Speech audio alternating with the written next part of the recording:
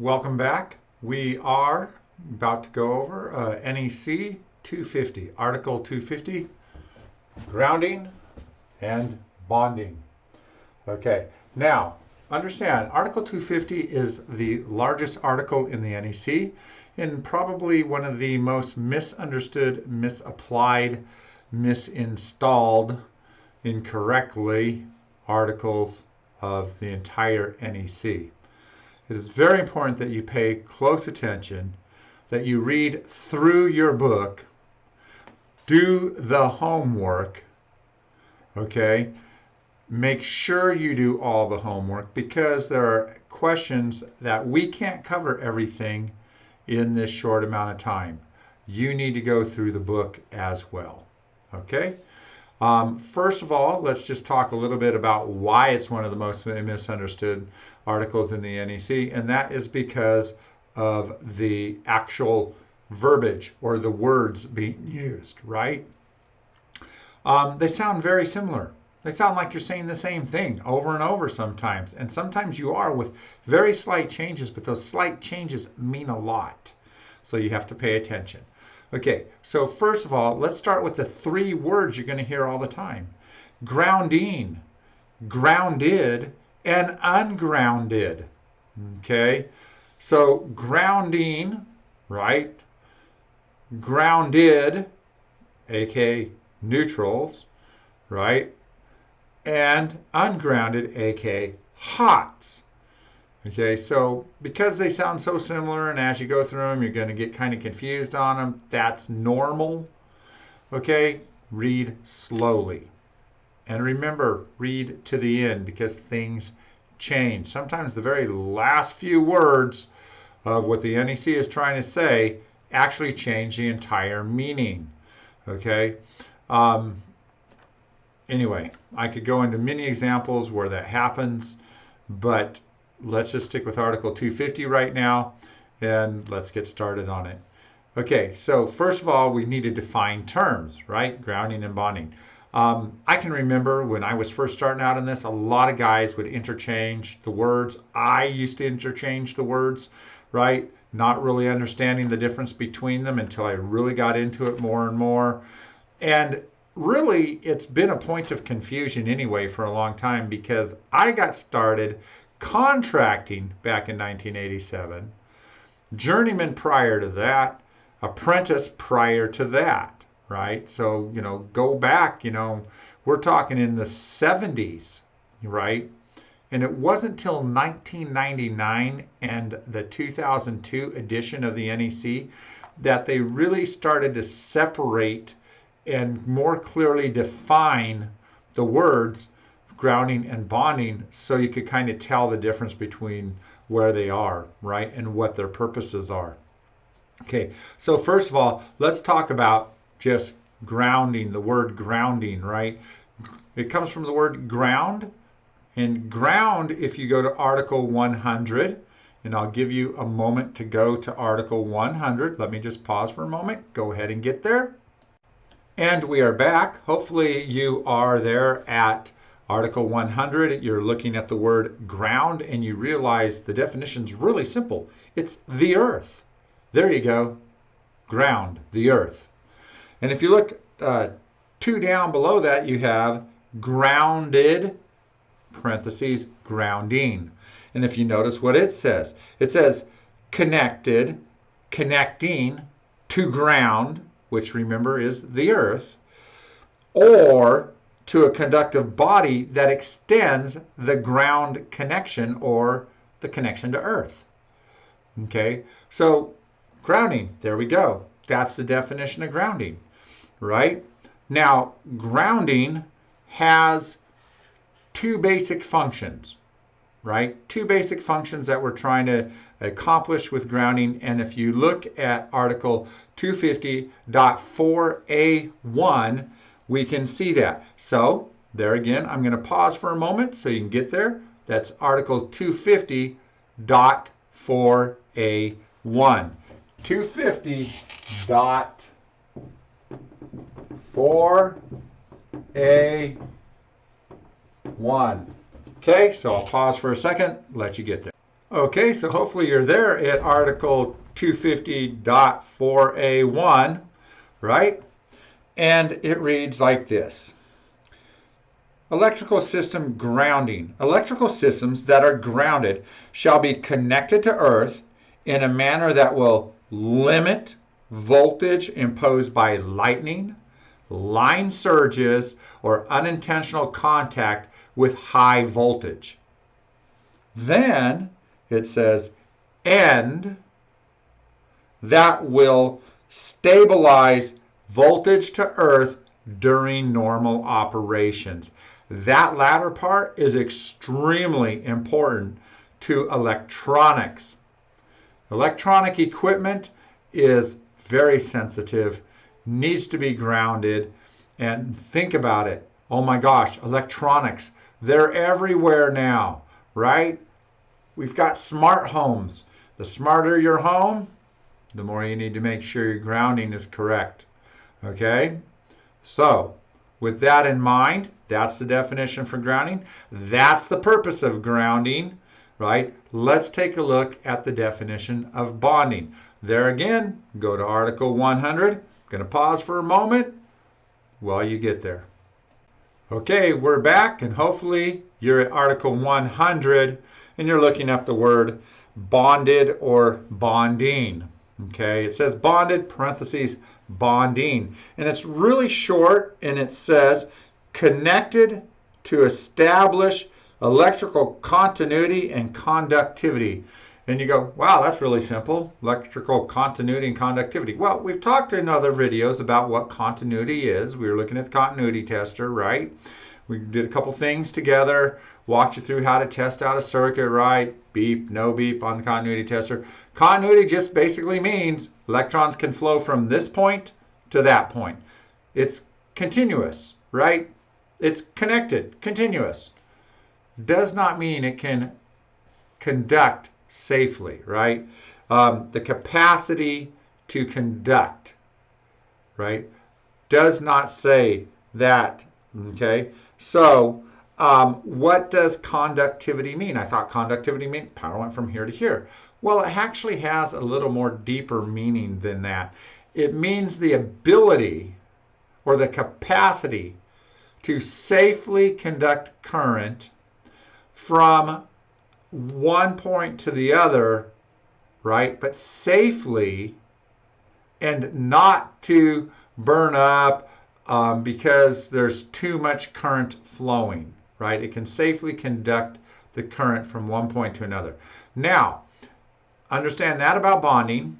Let's take a look at, well, let me give you an example. If you were in lab in code A, and maybe one of the techs or Mr. T took a small little thin wire and he wrapped around one terminal of the light fixture and around the other terminal of the light fixture, little tiny wire, right? And you turned it on and your power went on and you flipped the switch to the light and poof, you heard a little pop, boop, and there's like a little burn mark and the wire burnt up, right? Well, that meant that wire did not have the conductive property to safely conduct the current that was imposed upon it. Versus when he takes the thicker wire, sticks it in the back of the receptacle, and when you flip the breaker, the breaker immediately trips and the wire is still there, right? Why? That wire had the capacity, right, to conduct and cause the breaker to trip, where the other wire couldn't handle the current that was imposed upon it. So that's kind of what we mean about the difference between conductivity. Now what I want you to do is go to Article 250.90 and let's look at one of the reasons, and I do say only one of the reasons, for bonding. Okay, so let's go there and I'm going to pause the video for a moment just so you have time to get there. Remember, 250.90. Okay, so hopefully you've joined me at Article 250.90, okay? And let's just read through it really quick. Part 5, bonding, and it says general. Bonding shall be provided where necessity to ensure electrical continuity and the capacity to conduct safely any fault current likely to be imposed on it. That's bonding. You make a connection well enough that it can handle the current that's imposed upon it, so continuity is maintained. We don't have a breakdown, right? We don't have a buildup of resistance. We can actually get that where it needs to go, okay? That process of doing that, of getting that to take that current and move it where we need it to go, right? We can find back in Article 250, 4A5, 254A5. Now, 4A4 talks about bonding of electrical parts. We'll read that first, but then we'll get to 5, where 5 really tells us what we're trying to accomplish. Okay, so go ahead and jump over there. I'll pause for a moment. Okay, and we're back, and hopefully you're there at 250.4A4 and 5. Okay, now if you look, actually it starts at 3 as well, so we'll look at 3. 3, and here's what I mean by when it says it sounds almost the same. Listen carefully. Okay, well, actually, let's start at 2 so you can see how it sounds. Like 2 is talking about the grounding of electrical equipment, and then 3 talks about the bonding of electrical equipment. So 2, grounding of electrical equipment. Normally, non-current carrying conductive materials enclosing electrical conductors or equipment or forming part of such equipment shall be connected to earth so as to limit the voltage to ground on these materials. Okay? So remember how that sounded. Now let's listen to what it says about bonding of electrical equipment. That was grounding of electrical equipment. Now look at bonding of electrical equipment. Normally, non-current carrying conductive materials enclosing electrical conductors or equipment or forming part of such equipment shall be connected together. Right? Now, that's where the word changes. All that was identical to number 2 up until the word together.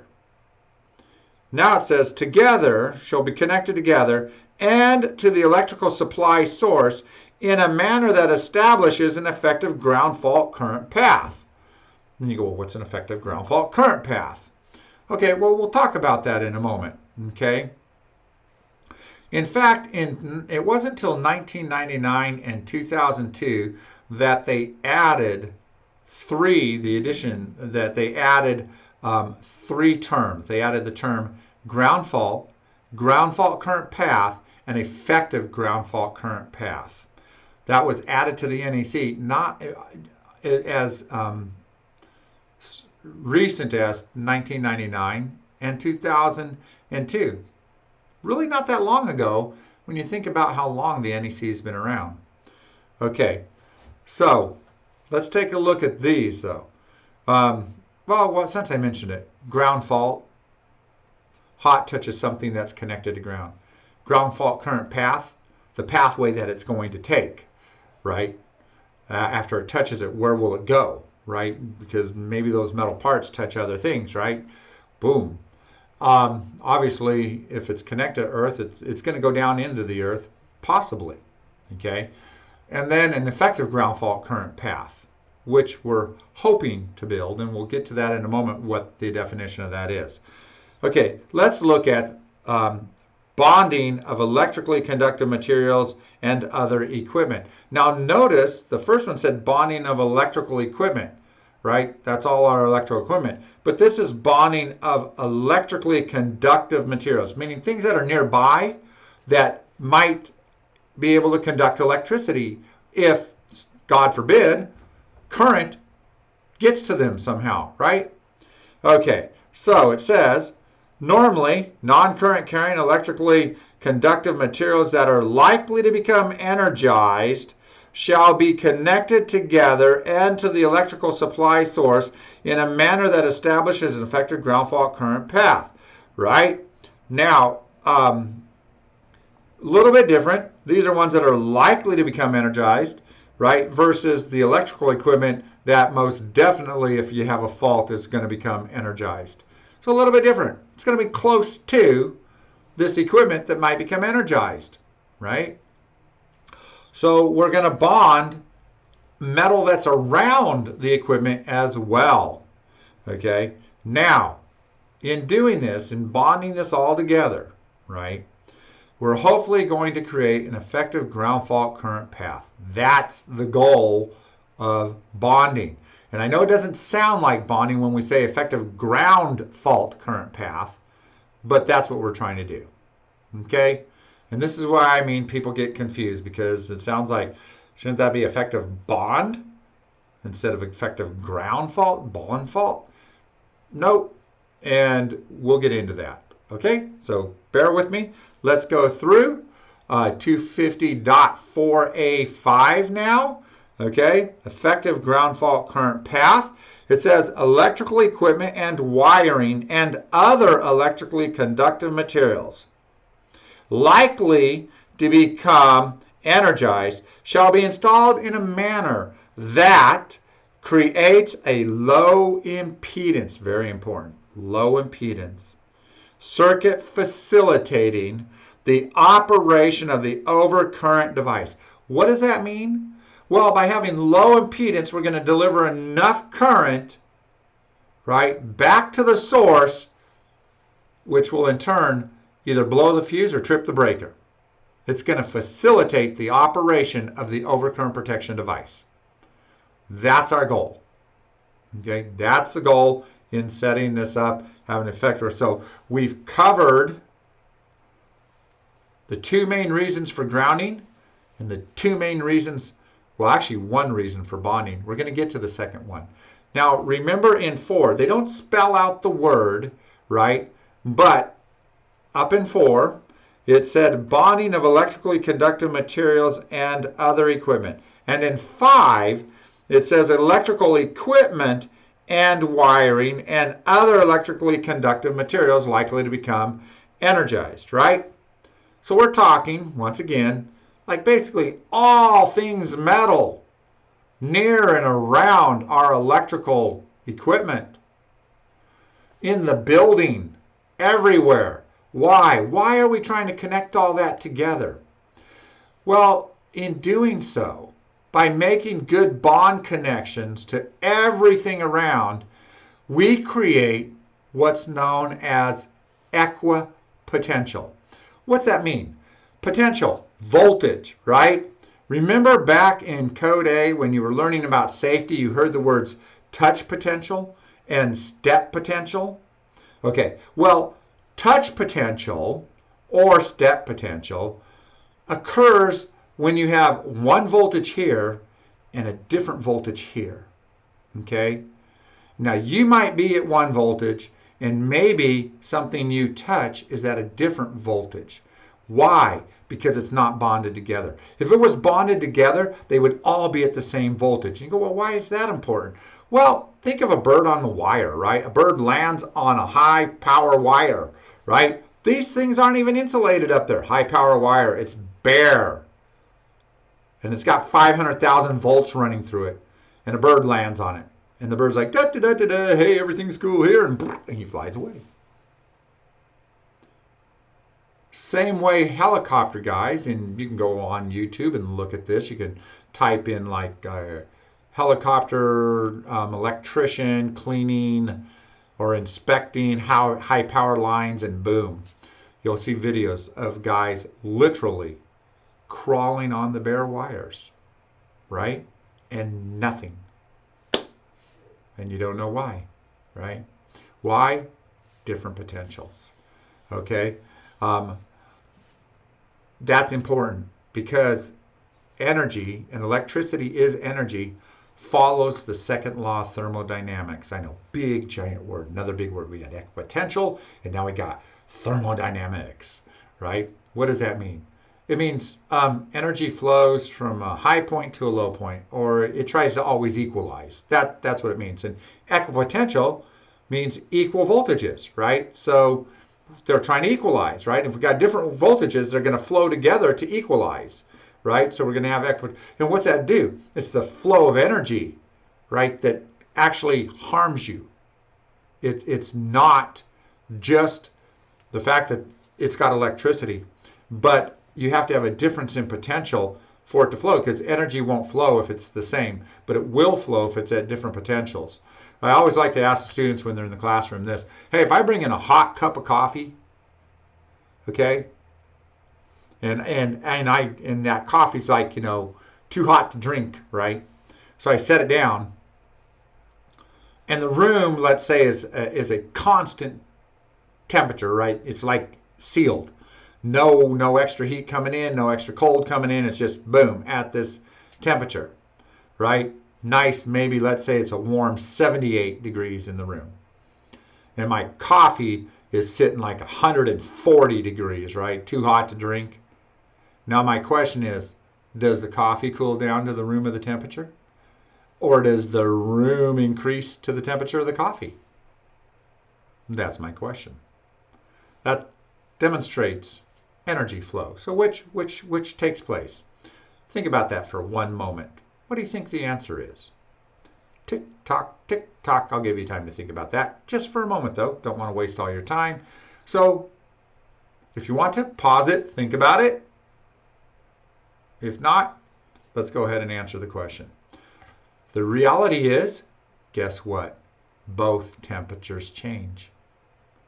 The room temperature will rise by microdegrees as the coffee temperature lowers, but they're never going to be one at the other, right? So the room's not going to rise to the temperature of the coffee, and the coffee is not going to lower to the temperature of the room. There's going to be an equalization, right? Proportionally, whatever it takes to get to where they're equal. Now, it might seem like that coffee gets to 78, but if you had a high temperature reader where you could get down to like point blah, blah, blah degrees, you would notice the room actually rose a little bit in temperature, right? As the temperatures dissipate and equalize. Electricity is doing the same thing. That's how it moves, right? That's how it moves. And so bonding becomes a very important part of that. Remember, let's go over it. Grounding, two main reasons for grounding, right? One, to safely dissipate high voltages, such as lightning strikes, line surges, or unintentional contact with high voltage lines, right? And second reason, to stabilize a system during normal operations, right? And how does that happen? Well, because it references to Earth, and the voltage of Earth is 0. Now, why do we say it's 0? We don't know. Why? We have nothing else we can touch. We don't have a meter long enough that we can go touch another, even the moon, and see if there's a voltage difference between them, right? So we consider Earth 0 potential. And by grounding, we're bringing our system to that potential as well. Bonding makes sure that everything that's connected together, right, and all our connections are made up proper and tight with the proper torque, right?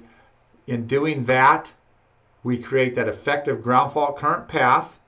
So if something does fault, it has a very low impedance way back to the source, because remember, electricity is trying to get back to the source, and then that will facilitate the operation of the overcurrent protection device, trip the breaker, right? And the second thing is to create that equipotential plane so everything is at the same equal potential, equal energy, equal potential, equipotential. How's that spelled? Well, let's just quickly draw that up on the board, and that will be how we end. Try to remember this word. I know it's a big giant word, and I'm sorry my back is to you. Equipotential. Big giant word. Equipotential. Do you see that word? Equipotential. Break it down. Equal potential. Where voltages are all the same, right? That way you can't feel it. You're the bird on the wire. And we'll come back to What we do with grounding and bonding and why we ground and bond. We got our two reasons, what we're trying to accomplish, but I need you to understand a little bit more about grounding and bonding. Stay tuned for the next video, and we'll see you back then.